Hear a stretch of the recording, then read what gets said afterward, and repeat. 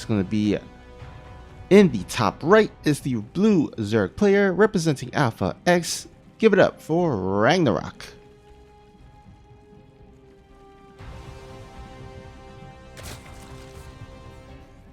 And spawning here at the bottom left corner of the map is the red Terran player. He is representing Dragon Phoenix Gaming. Give it up for Cure.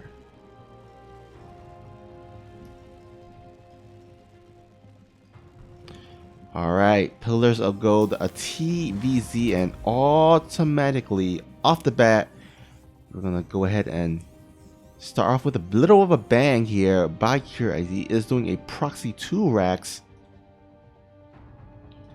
We do have Ragnarok gonna be setting his Overlord not quite over there, so he will kind of be in the blind. I mean, he will have, oh actually, you know what, maybe he will, nope, he actually stops his Overlord. Unfortunate there. He will not be scouting this as soon as he can, but the Overlord should at least see the SCV coming pretty soon, as the SCVs will be sent to throw down those bunkers. In the meantime, we do see that the spawning pool is halfway done only. You would have to think there's only 2 options here for Ragnarok. Either he pulls those drones and try to delay the bunkers and try to kind of nibble away at those Marine, or he's going to go ahead and just sack the natural and throw down maybe a Roach Warren or something. But looks like he is going to go ahead and pull those drones here. Going to pull actually quite a lot of drones. But he has bought enough time for the spawning pool to come up. He is making a bunch of lings, and he has at the very least delayed the bunker, so that is huge.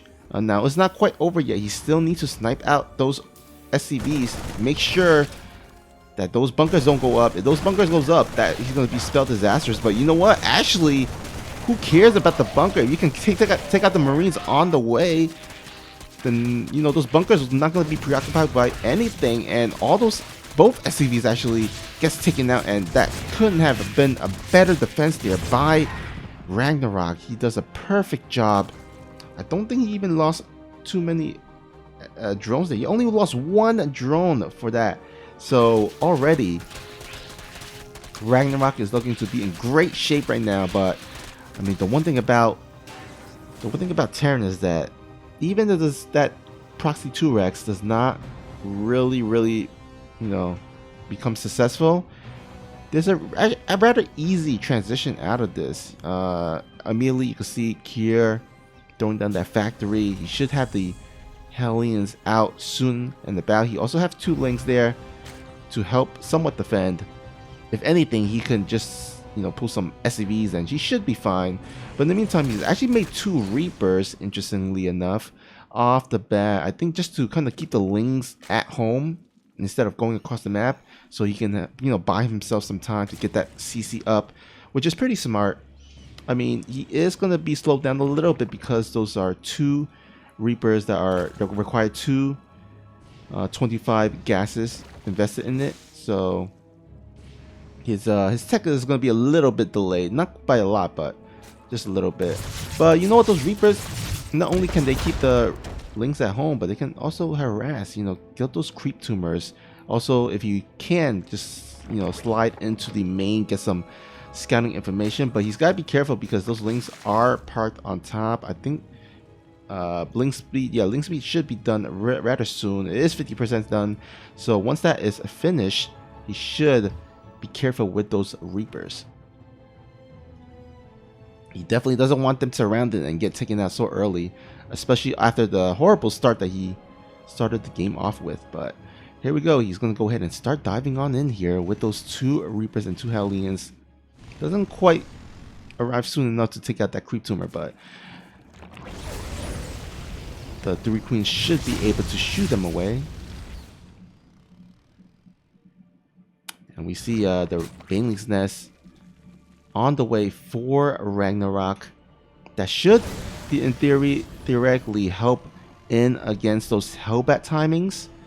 And we do see that the army is being plotted down by Kier. So those Hellbats should be out pretty soon.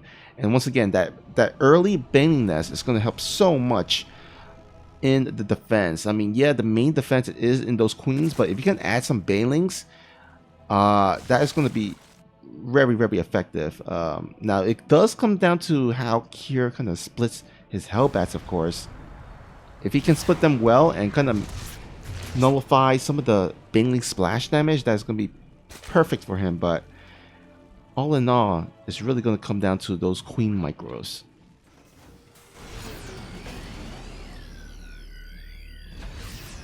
Alright, this Hellbat Marine push is going to start commencing. And what do we have here? I don't think the...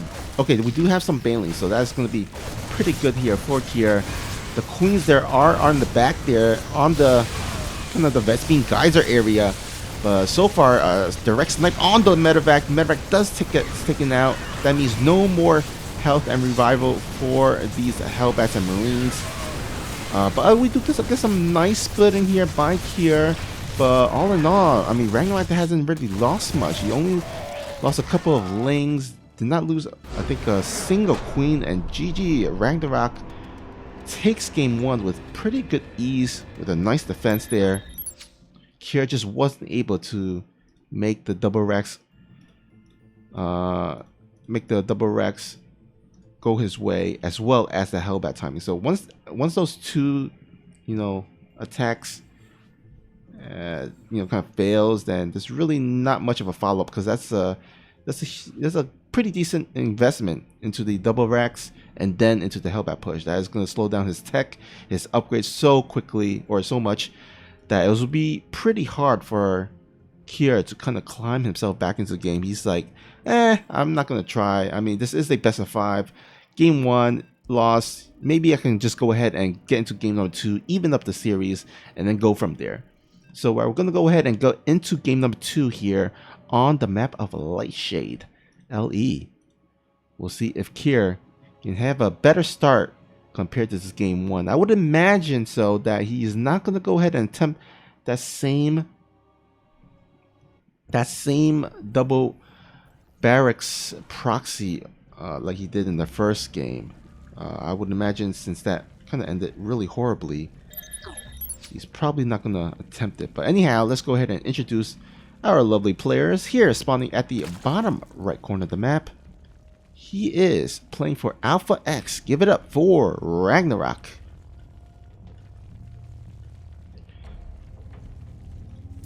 And spawning here at the top left corner of the map, playing for Dragon Phoenix Gaming. Make some noise for Kier.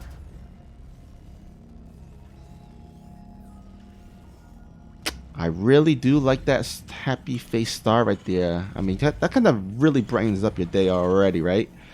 Even if you have like a droopy Monday morning, or a Friday morning for me. You can look at that happy star and kind of feel so much better. Kind of brightens up your day. Maybe I should change that into that little decal thing for my own, probably. I mean, some players like to put on the cute Carbot face, the cute star face. But there's also others that like to put on the cool ones. The ones that are not cute, but more cool looking, you know?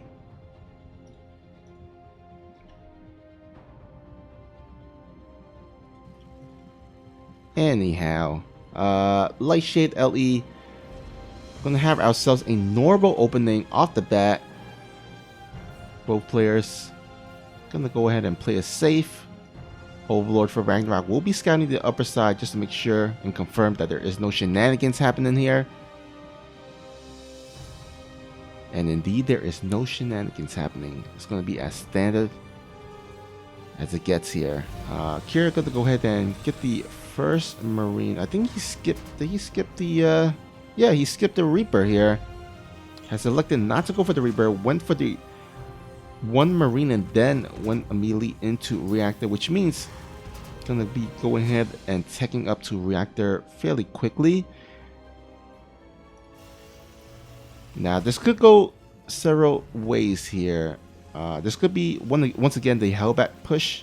You know, he could drop the armory behind this, or he can go and maybe do a Hellion drop with the Medvac, or he can go ahead and just go ahead and pressure with some Hellions and some a Banshee maybe, you know. Interestingly enough, we have not really seen, or at least me, I have not seen very much Banshee play these days. It seems like Terran players has opened up with like Raven a bit more. Not to say that, you know, Banshees isn't completely out of the meta or anything. I mean, it's still in the meta for sure, but I just haven't quite seen it compared to like maybe a year ago or so. I don't know if it's just me, but that has been my experience.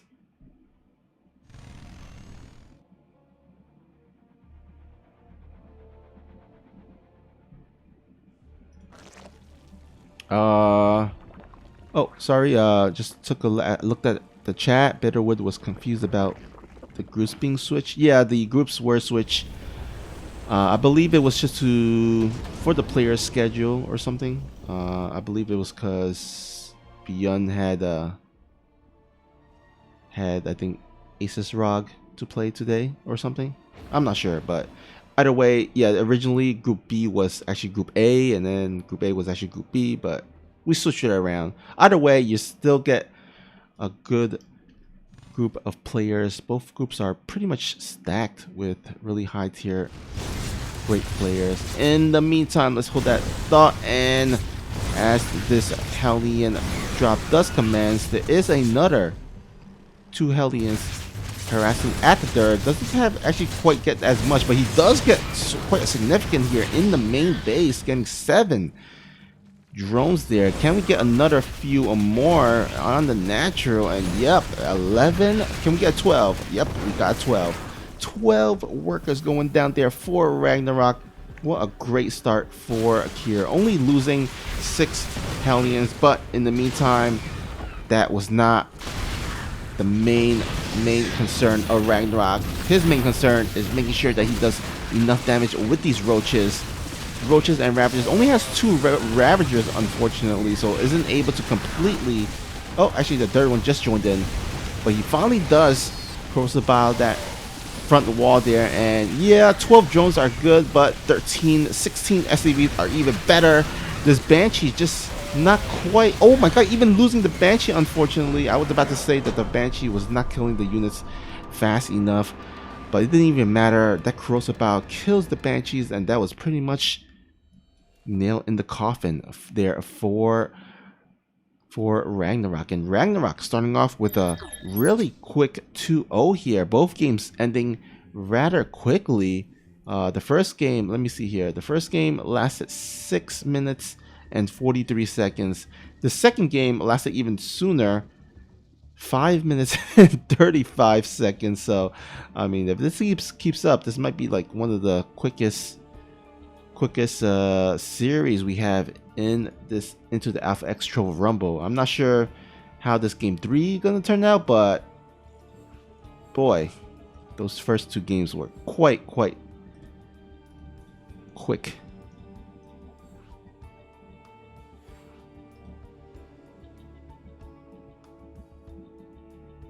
All right, we're gonna go ahead and head into game number 3 here. We have not even reached 20 minutes into this cast, and already we're in game number 3 here in the first series on Oxide, heading into Oxide LE. But guys, make sure not to go anywhere after the series is ended, because we're gonna have ourselves 2 more series behind this. But anyhow, countdown has begun, and here we go.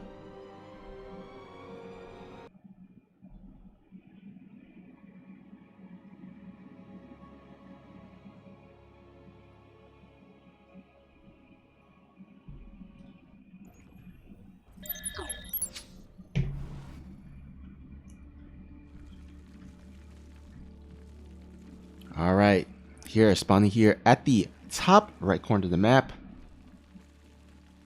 hailing from Korea, playing for Alpha X. Give it up for Ragnarok. And spawning here at the bottom left corner of the map, Also hailing from Korea, representing Team Dragon Phoenix Gaming, make some noise for Cure.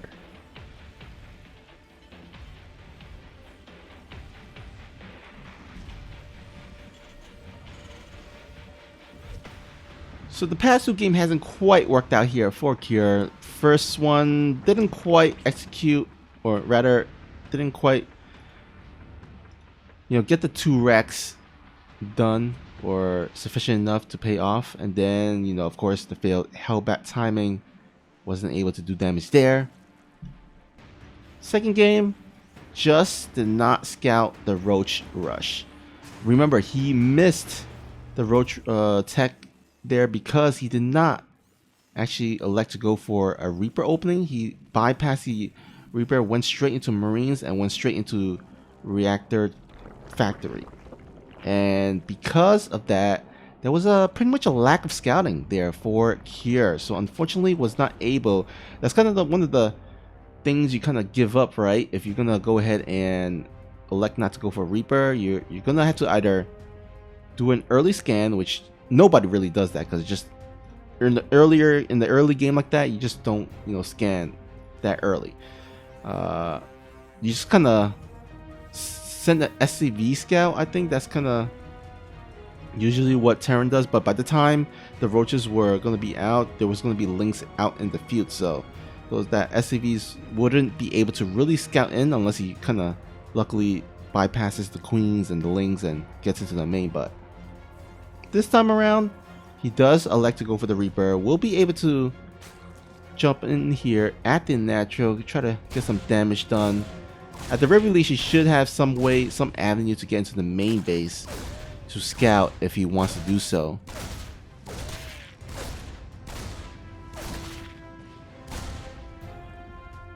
A little tickle here and there on these lings, but with some nice micro Ragnarok, we'll be able to save all 6 lings, no problem. We'll be throwing down that first creep tumor there. Start connecting the natural and the dirt. Now the natural and the dirt has actually some quite amount of distance, so if you could get the creep tumor down and start connecting the creep between those 2 bases, like those could be actually, actually as I say this, I was thinking about the 12 o'clock base, but there's actually more distance between this dirt here and that natural, so that creep tumor is going to be even more important to make sure those queens can waddle their way back and forth with more ease.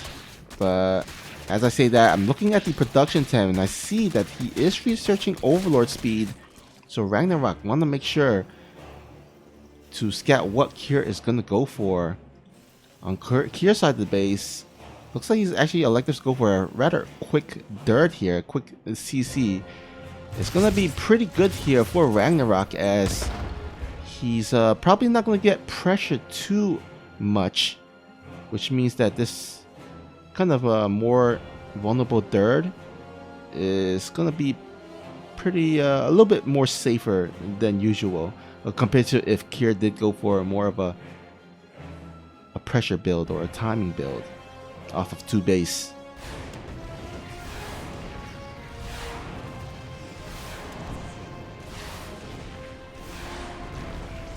Overlord will be taken out there by Cure, but I think he scattered a pretty good decent amount of Cure already, so it definitely had paid for itself. And yeah, Ragnarok's just gonna go ahead and drone up and just tech up, start getting those evolution chamber. I mean, he knows that there's really not much that he needs to deal with against Cure. He knows that there's not gonna be a quick Banshees or a battle cruiser rush or anything like that.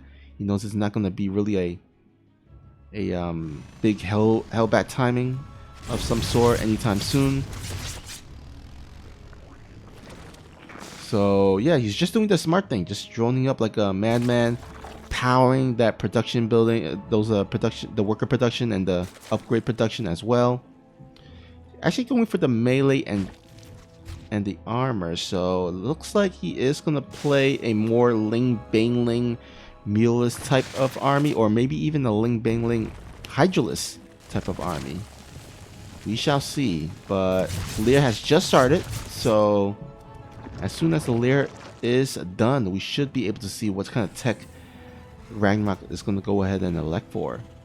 In the meantime, Kira trying to find some opening here with these Hellions, and will instead at least get some creep tumor. But he's got to be careful not to dive in here. He's going to get surrounded. He's got to be careful not to lose these Hellions. These Hellions are the only thing that will be able to protect his dirt base. Because remember, Kira did also go for a quick early dirt, so he's not going to have a lot of units to defend if Ragnarok, you know, started producing a lot of lings and units to go across the map. So if Ragnarok was able to, you know, get the surround on those Hellions and kill them, then he would be in a very vulnerable place. Looks like Kira's going to go ahead and throw down the bunker just to be extra safe. That's going to help definitely with those ling run-bys. That is very common these days.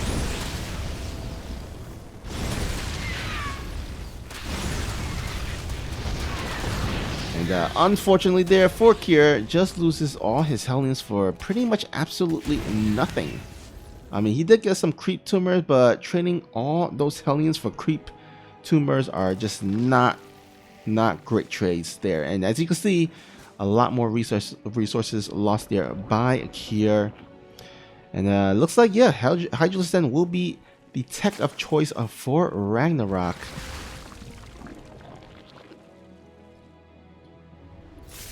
But he's got to be careful because these Marines here are going to go ahead and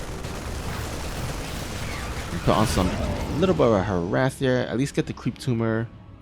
But Ragnarok has more than enough to defend against that, especially with the banelings. And ooh, what do we have here? We got burrow tech. Now this tells me either this is going to be burrow banelings, or more so maybe it's just burrow for those lurkers that he is going to try to tech to. He can't quite tech to lurkers yet, as he's still dealing with this Marine force. But I think after cleaning up this Marines fairly easily, by the way, I think you could just go ahead and start teching into lurkers and infestation pit. You know, start getting that 5th base there. So far, Kira just not being able to do anything to a Ragnarok. Hasn't been able to take out a lot of drones or even any significant units. So pretty much Ragnarok is sitting pretty here.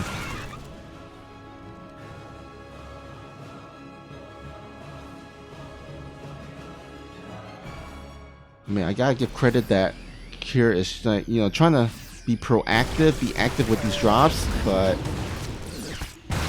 just not doing or finding any damage here. Now, we do see that Kira is getting his 2-2, but the 2-2 of the Zerg is going to finish much quicker here. And I think actually that might be a nice timing for Ragnarok to just go for a counterattack, because he's going to be on 2-2 upgrades versus 1-1.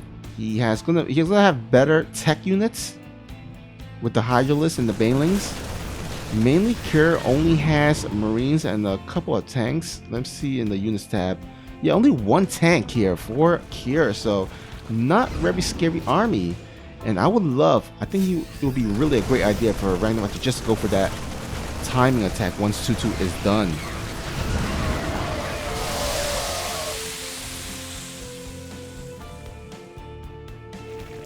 Looks like you got 2 different sets of forces. You might want to go for a kind of a sandwich here. This will be pretty sweet, actually. What do we have here? We only have a bunch of Marines, not much. Yeah, I mean, it's looking very scary for Kira now, as these Banelings are gonna go ahead and roll into the natural. Oh my god, so much Banelings rolling in. They could even connect with the SCVs. That would be pretty good. 12 SCVs going down. Instead, he's just gonna go head straight into the main. Nope, he's actually gonna retreat and go head straight into the 3rd base, which is pretty smart. Yeah, he could have gone on top of the production building, but he's already done enough damage here at the natural. He should be able to snipe off the majority of what's here at the dirt.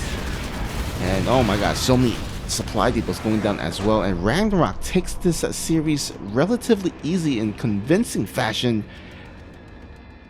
3-0.